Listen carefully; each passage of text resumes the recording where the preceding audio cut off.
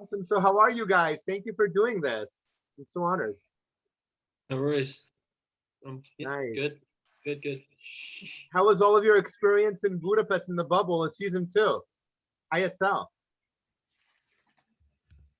Yeah, I mean, really, yeah, I was going to say it's.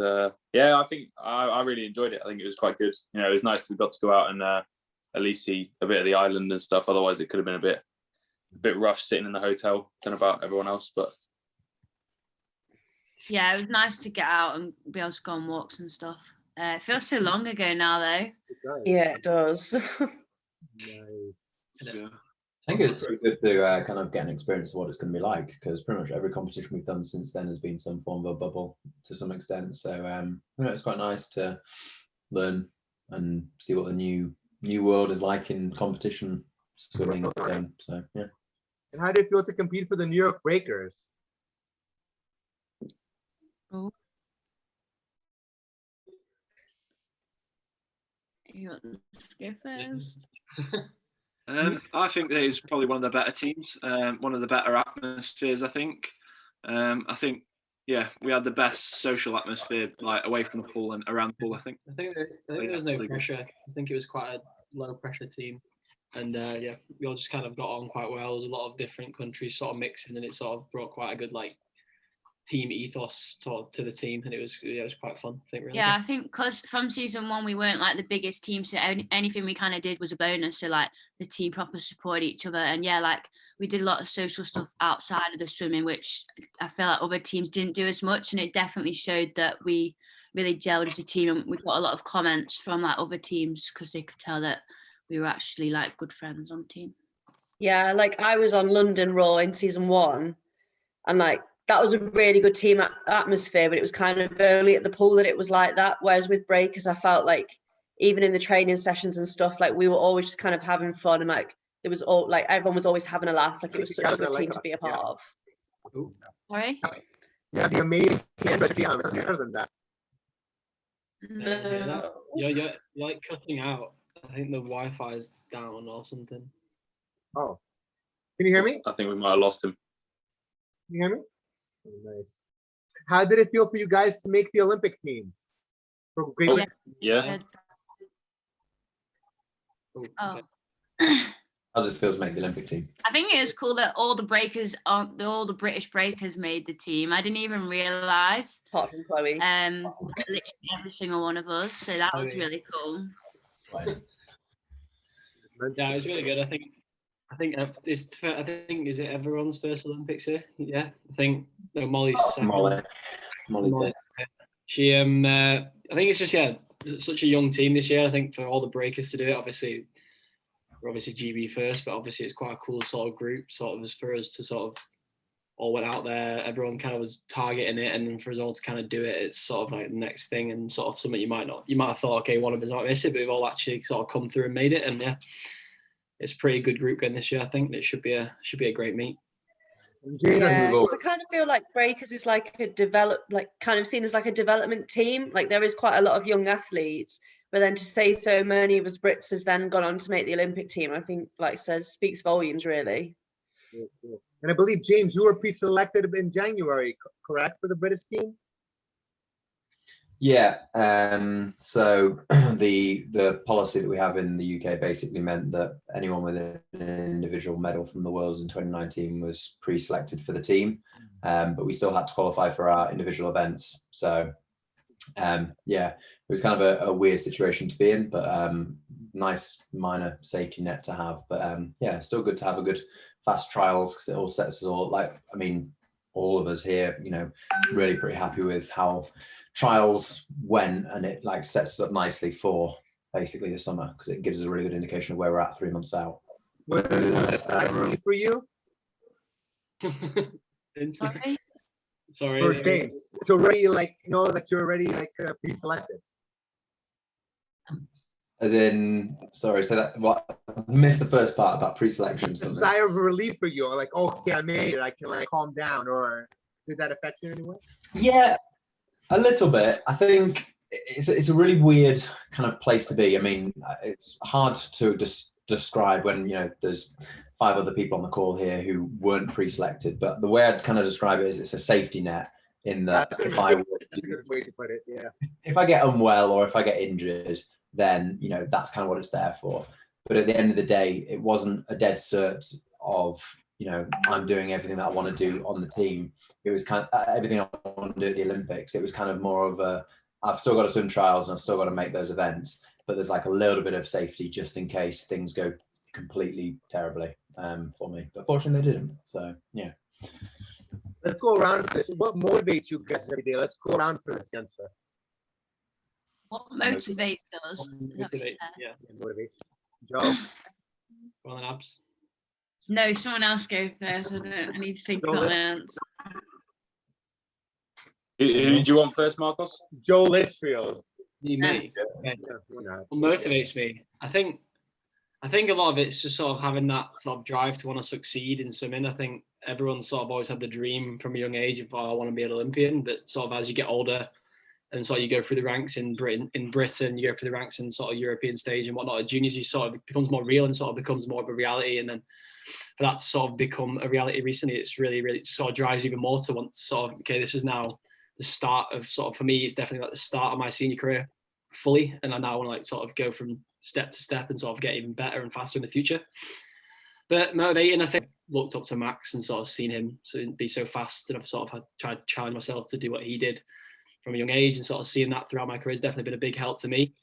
Yeah, I think just having that competitive spirit for me and sort of striving to be, I'm very competitive, so striving to be sort of the fastest in what I do, and hopefully like in the future that can sort of get on the podium at Olympics, that sort of or something like that. And sort of this for me is like sort of the start, hopefully, of what can be quite a long, successful senior career. Oh, okay.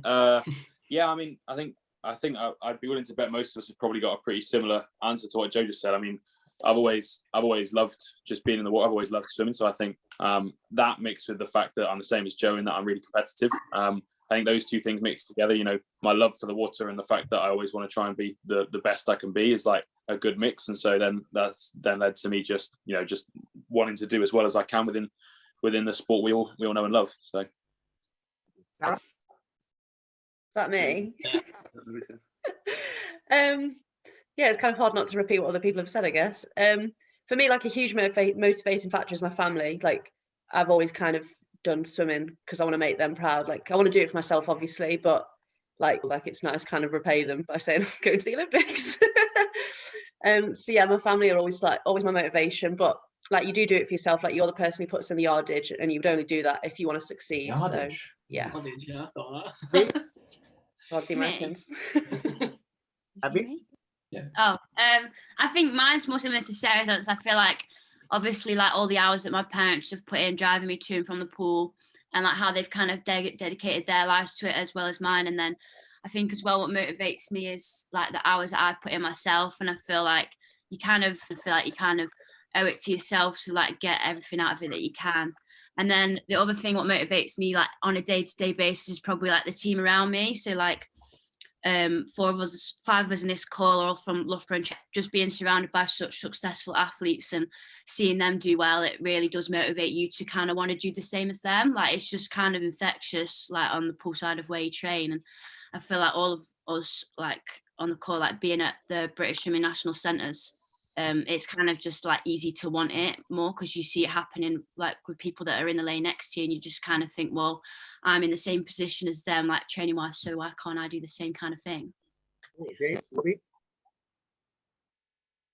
Yeah, it's going to get very repetitive very quickly, isn't it? Really, I think that was the one point that I was going to touch on that Abby mentioned, that there's like well, it's a bit cheesy really, but there's a bit of a synergy thing in that, like our ability to achieve as a group, like so at the National Centre or even across British swimming, to include Matt in this, is much greater like than the sum of like all of our individual ambitions. Like we have a bit of a power that we all get from one another, and I think that's really important that we talked about, obviously, with the breakers having that team atmosphere. But when it comes to the Olympic Games, there's almost like a small contributing factor to each one of our individual performances from everyone else on the team, and we can all kind of drive power, like pulled from that, and I think that's what makes it really special. And just kind of being in and amongst this group of people makes you motivated every single day to kind of keep swimming and like keep maintaining your place. Like we've all had ups and downs in our swimming career to some extent, and you know, you want to basically keep in and amongst this group of people because it's such a special group of people. And so basically, like, yeah, get as fast as you can and stay there and yeah, enjoy it. But yeah, other than that, family, all that sort of good stuff. Beating your brother, as Max would say. Sorry, Joe would say, beating Max. But I knew it. Jacob? Yeah, I don't think there's much that anybody hasn't said. I'm Obviously, very goal my family. oriented, goal driven. Yeah, I think I don't focus on just, yeah, I want to make what my parents do for me worth it, kind of thing. That's the main thing that I focus on, because they drive me 45 minutes up and down the motorway every day, well, twice a day. So I kind of think, well, I need to make that worth it.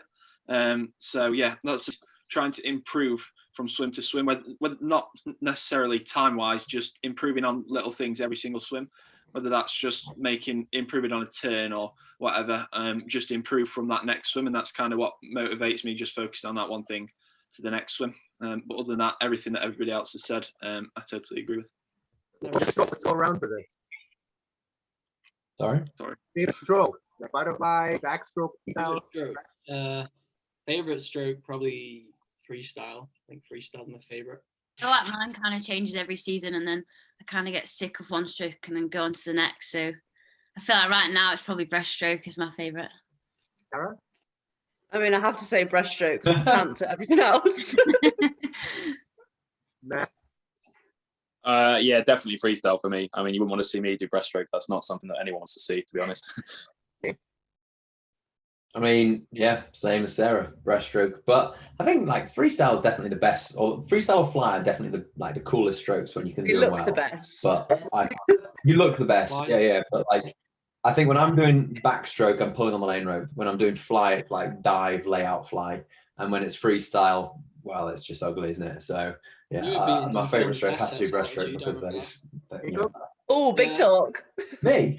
I think you beat him on one of them. So that was when he was like ill. Not sure. Watch out.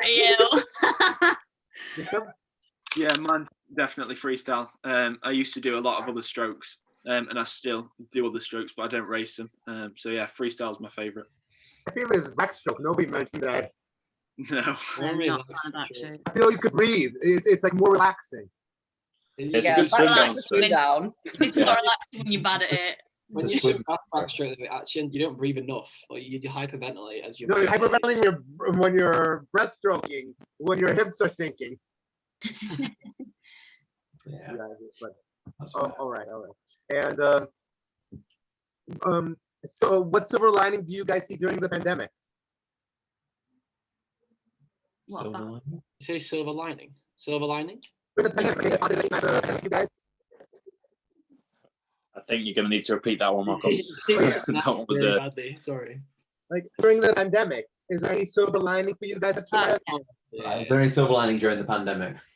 I think Um, for a lot of swimmers, it kind of just made us realize how much we did take it for granted. Because, like, obviously, the day to day when you're back in training, like, you do find it hard and tiring, and you do kind of hate swimming at times. But then when it was taken away from us without our control, like, I don't know, I'm kind of speaking for everyone, but I suppose for me, it did like show me how much I did enjoy it, and I feel like I've liked it a lot more since I've come back from lockdown. Yeah, like I totally agree with Abby, and I think having that extra year has definitely helped me, like mentally, because it, like Abby said, it just made you realize how much you do like swimming and how much you do want to succeed.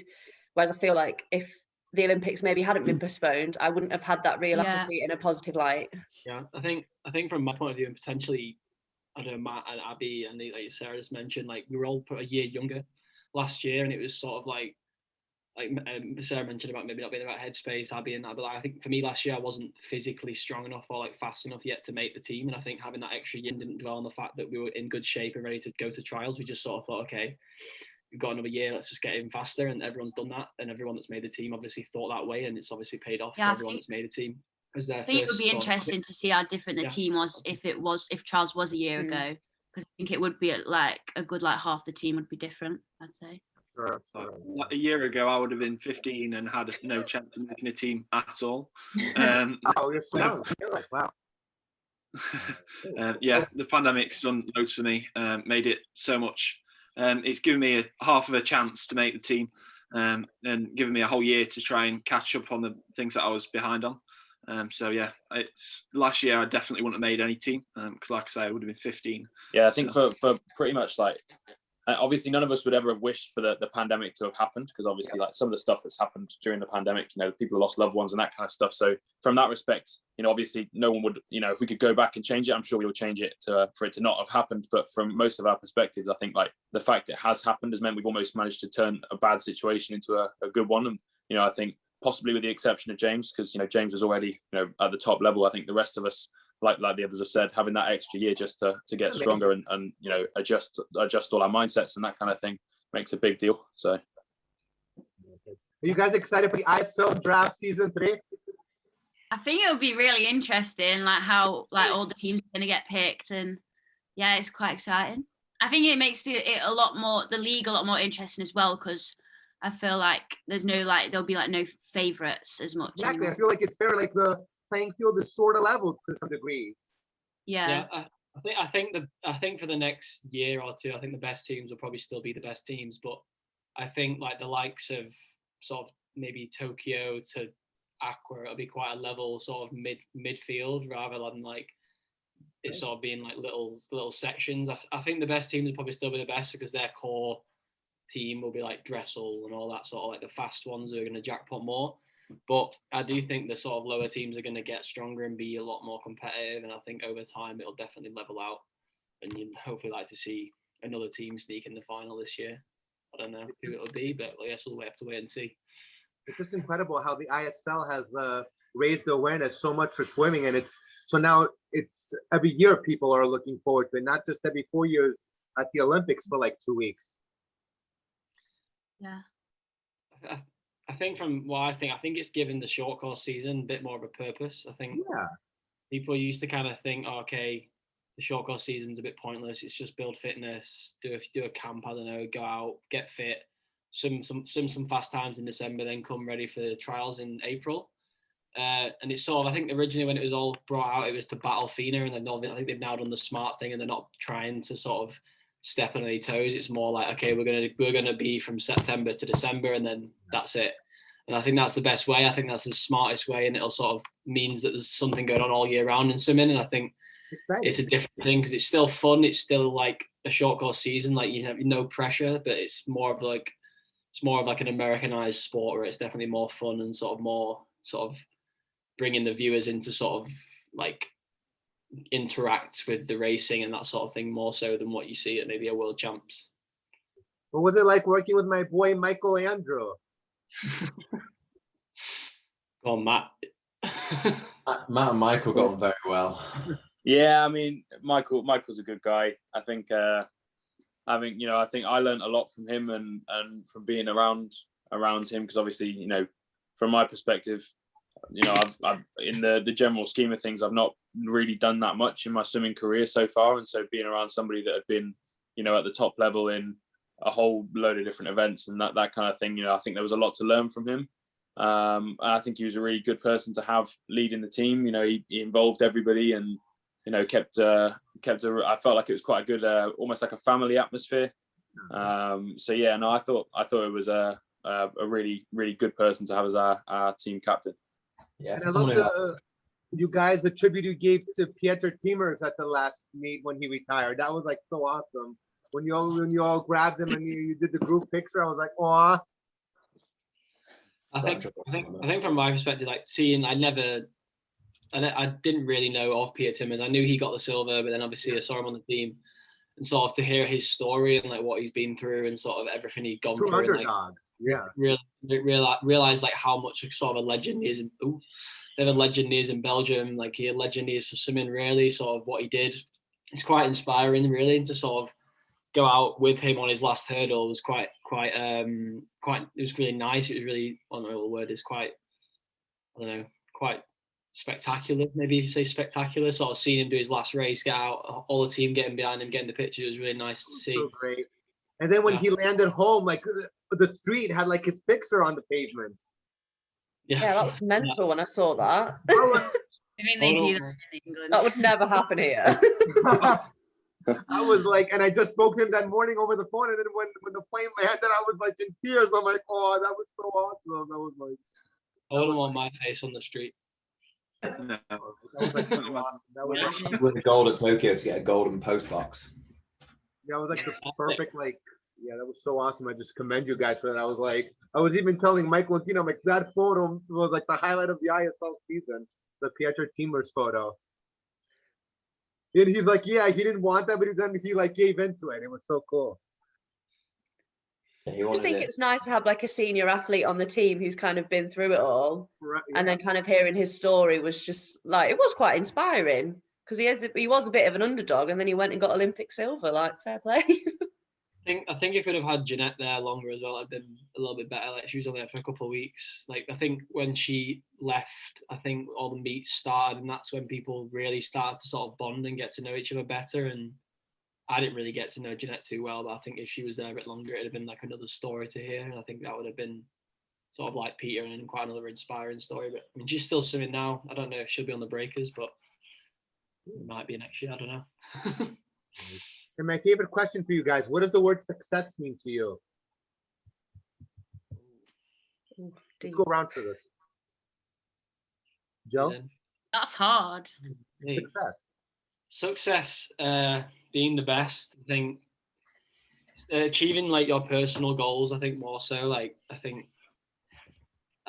remember putting a quote in for the breakers and that thing. It was like James Cameron's quote or something. It was something like, if you Panic. set your goals ridiculously high and fail, you'll fail above others' success, which I think was quite a good quote. I think as long as you set your goals high, even if you fail sometimes, you're still going to be pretty high up in the world.